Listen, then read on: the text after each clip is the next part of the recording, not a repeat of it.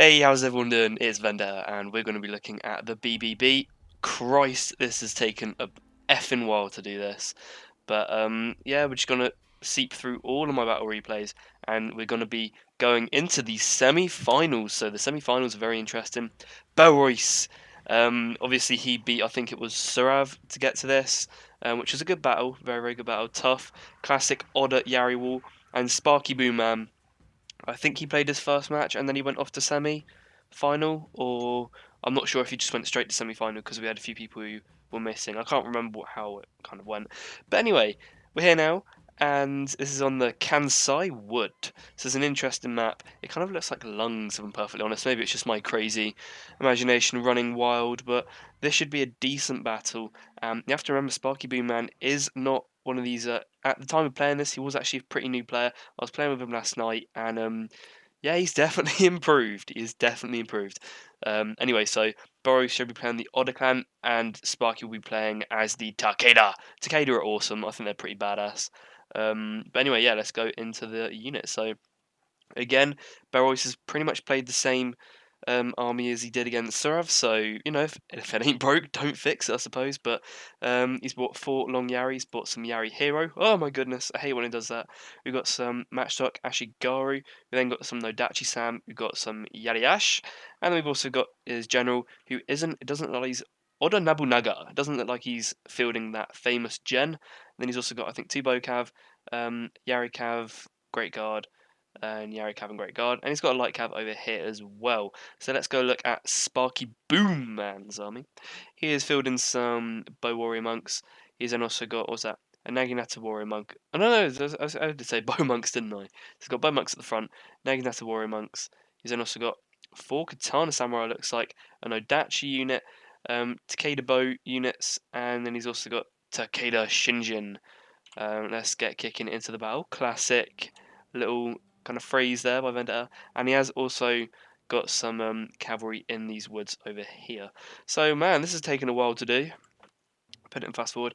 Yeah, this has taken a good long while to do. I've been trying to sit down and actually do the BBB stuff, and oh my goodness, it always does this right when I'm in the middle of commentating. I need to fix that out, like, because for some reason Windows keeps on crapping out on me saying that the color system's all effed and it's slowing down my computer when it's not.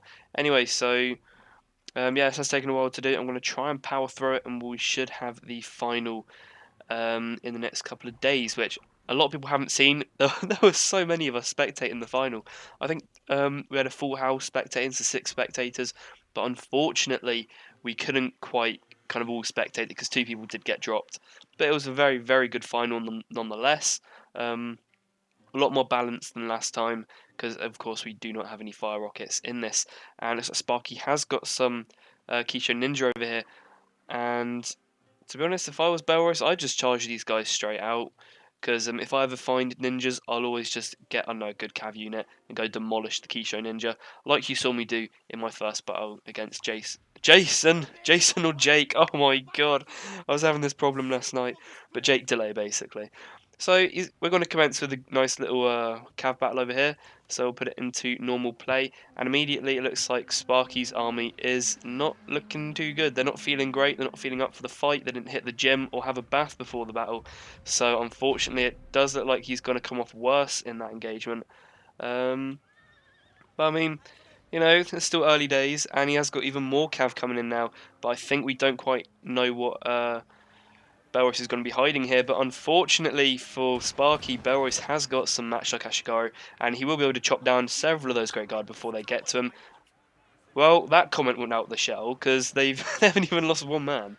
But the bow cav are just going to be sat there, happy and pretty, and firing bows into their fellow cavmen, and it looks like we're having a bit of a mess. So from this kind of point in time, it looks like Sparky's winning, but unfortunately again for him, it's going from bad to worse as Belriose is pulling out some more Yari Cavern, Great Guard, and he's going to be able to easily wipe Sparky's men aside.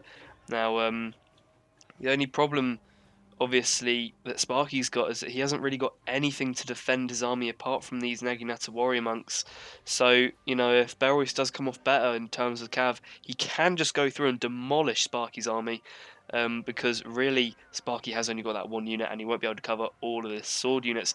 But you know, even so, if Belriose can just come off with only a little bit of cavalry left, not much of a victory, as long as he kind of cancels out any of Sparky's cavalry, then that's definitely going to spell some good news for him in this battle because, playing as Takeda and especially as Sparky's army, he is going cav heavy. He needs to keep his cavalry alive because that's really what his main aim is. His sword units are going to be running in there, chomping down all of Belroise's sort of infantry troops, but then he's relying on his good solid cav component to come in and just hit from the flanks and the rear.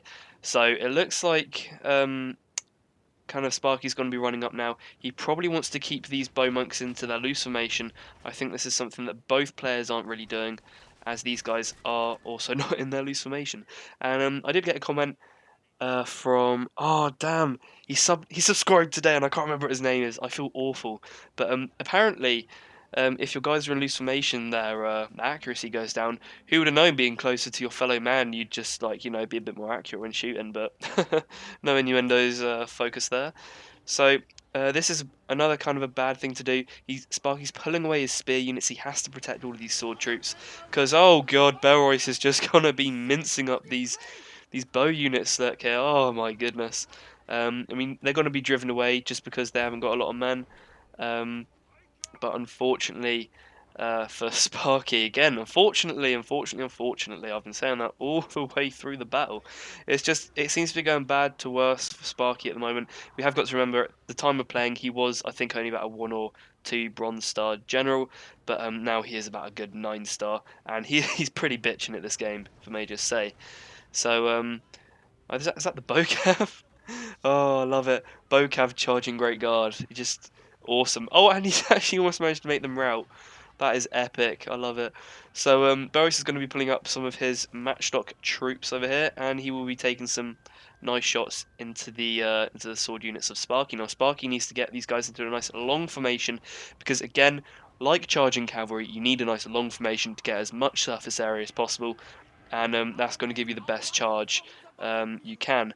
So now by charging this, all you're getting is this little section here of charge, but if you extend it, you have a massive line, which is all going to get a good charge off. Now, this is good as well. He needs to micro these guys again for that surface area, which he's now beginning to do, which is very, very good. But unfortunately, I think Belriose just managed, unfortunately again, damn, we need to stop using that word. Anyway, so Belriose does just manage to put his guys into spear wall, and it looks like Sparky is going to be met with a face full of spear for his katana troops, which again, we know that spear wall is pretty much the counter to any sort of Nodachi charge or katana charge. So this is pretty interesting to see. But in the middle there, the Oda long Yari looked like they were breaking, but now it's reversed back to the Nodachi. He needs to put. Oh no, they've just gone. I think they've just gone. He needs to put those Nodachi. Are they fleeing? They're fleeing. He needed to put those guys in their Banzai because that does give you an unbreakable morale. And Belriose is on very, very good here. He's taking his matchlock Ashigari to the flanks. And he's beginning to ensue in a good matchlock fire. You know what? I do love matchlock Ashigari. I bring them to a lot of my battles. And this morning I was actually doing one of the live comms where I bought them. And yeah, that's a pretty interesting battle, if I may just say. Anyway, so unfortunately... Oh, fuck's sake. I just said unfortunately again. So... Oh, God, I was about to say it one more time. So for Sparky lost, unfortunately. Oh, fuck! This is unbelievable. I need to come up with a new word. I need to Google that stuff. So Sparky lost there. Very well played by Belriose. A very, very nice spear wall. Again, that worked perfectly for him. If anyone brings Oda to any of the classic tournaments, you know what's going to happen. They're going to be bringing that long Yari, and they're going to be putting into that Yari wall. So I hope you've enjoyed, and we're going to go over to the results screen. Man, I'm pumped on drugs. Oh.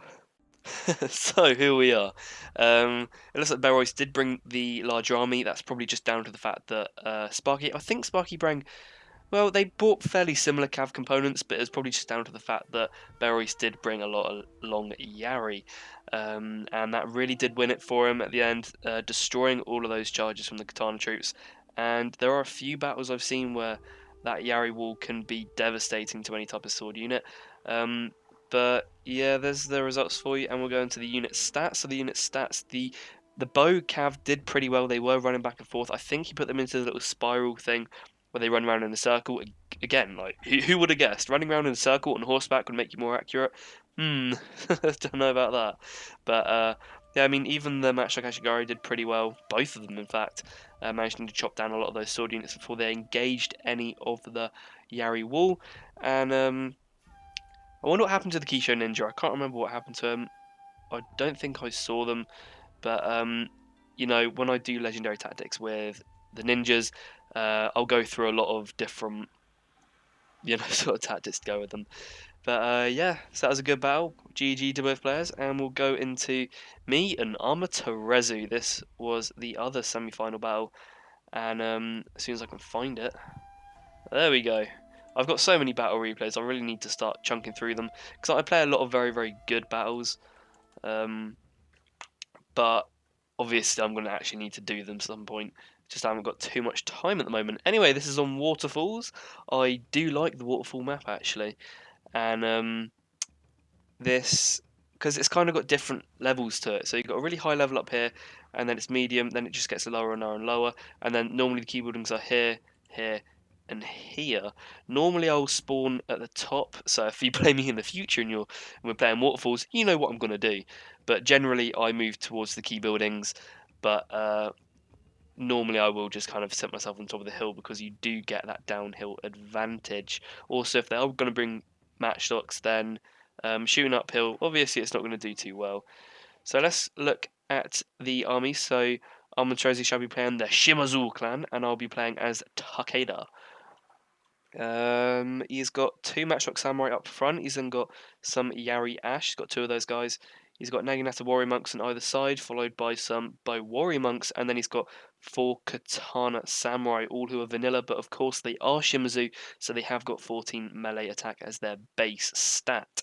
He's then also got Shimazu Yoshihiro, so that's going to be his general, and then he's also got 2 Great Guard and a Light Cav, and he's also got some Kisho Ninja up there. So let's look at my army. I should have 5 vetted up Warrior Monk units, so they're all pretty beast. Then I've got some Yari Ashigaru, Takeda Shinjin, and then we should have 3 ninja units as well, as long as... Oh, sorry, we should also have 2 Great Guard and a Fire Cav. So what I tried to do here, I tried to throw AmaTeresU off a little bit. Sometimes it's not always best to go for your kind of clan specialization, because it kind of tells you a lot. Because, for example, I knew he was going to go a lot of Katana Samurai. To be honest, you'd be a bit of an idiot not to do your clan specialization, because obviously the base stats of these guys are going to be a lot higher, so it's pointless in me bringing any Katana Sam. But you know, I bought a lot of excellent warrior monks. These guys have all got Warcry again, you have to remember. And I bought Yari Ashigaru as a sort of meat shielding unit. He's going to be able to pick at me with his bow warrior monks. So bro on bro, penguin on penguin here. And they'll be able to do a lot of damage, because you have to remember these guys have only got 2 armor, which means they're exceptionally vulnerable to any sort of missile unit. So I take my guys off here to go capture the shrine. The key building is going to be the melee attack to the sword dojo, the shrine, and we've also got the farmhouse. The farmhouse is pointless. I don't know why people ever want to kind of capture it, except on the Fall of the Samurai. He has spawned his Kisho Ninja up here, and they will be creeping their way over. I didn't even know these guys were here until like the end of the battle, and what we're going to do is that, holy crap, now we just see that my ninjas pop out of nowhere, and he's just about going to manage to get some going to get some shots off there, and he does put his guys into spear wall immediately, which is a very, very good tactic indeed, and they do an excellent job of holding off my ninjas. Now, I wasn't expecting them to do this well, so it definitely taught me not to charge any ninjas at a spear wall, and what I'm going this is where the error begins. So the ninjas have charged a spear wall, they have to ninja bomb the spear wall, and what I've done, you can clearly see that I've selected units, and oh god, I've selected some units and I've targeted a particular spot. Surface area, you know, this is what we were talking about in the last battle with Sparky. He targeted one area, I've done the exact same. What I should have done is I should have selected all my units, clicked and dragged, and then when they were running up, I should have selected each unit individually and then clicked on certain units of AmaTeresU. AmaTeresU has put his general in standard fight, and this is my second biggest mistake, is that I've charged into Keida Shinjin, straight into the kind of heart of the battle, and he's going to die and probably rout, I think. There he is. He's shattered, and he is dead, and that was right in front of all my monks. And Akisho Ninja are now going to begin to rout. I'll be popping off a Warcry sooner or later, and AmaTeresU is going to be bringing around those matchlocks on the flank, which isn't going to be looking good. And I don't want to say unfortunately, I'm refraining from saying unfortunately, but the only real problems that I've had is that my cavalry, I couldn't engage them. He's got great guard. I'm not going to engage while his great guard is still roaming the field. And there goes the Warcry. So there's a million different Warcries. This flank breaks. This one's now feeling the effect. And I do then get my great guard and my fire cav on this flank. But very well done by AmaTeresU, who manages to counter that one. And because if I had that, really, it wouldn't have done too much. But I really needed to utilise my cav a lot quicker. I needed to make sure I didn't throw in my general pointlessly, and also I needed to select targets more instead of clumping them up, getting that surface damage so he couldn't outflank me. Because as you saw there, he did manage to get these monk units from here and smacked me from the rear basically, and that was really, really painful. I even had the shrine on, so that's really how the battle went. I hope you've enjoyed it, and we'll look at the results screen.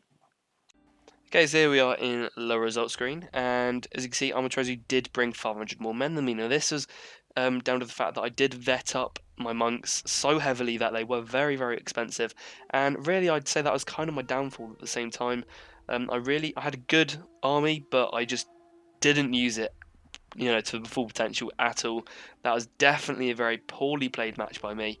And well done to AmaTeresU, who managed to counter almost every move I did. And I shouldn't have charged my general in. I should have selected my targets more appropriately. I should have probably had my Yari Ashigaru at the back defending the backs of my troops, and I should have engaged his cavalry much, much quicker, because I think I could have won the cavalry engagement.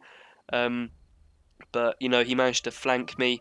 He managed to rip up my Kisho Ninja from that kind of Yari wall, and yeah, it just didn't go well for me at all. And then his Kisho Ninja even managed to charge into the back of me and take a lot of my monks out. So that was poor game by me, but good game to AmaTeresU. And we'll go on to the final in the next few days. So I hope you enjoyed, and bye for now.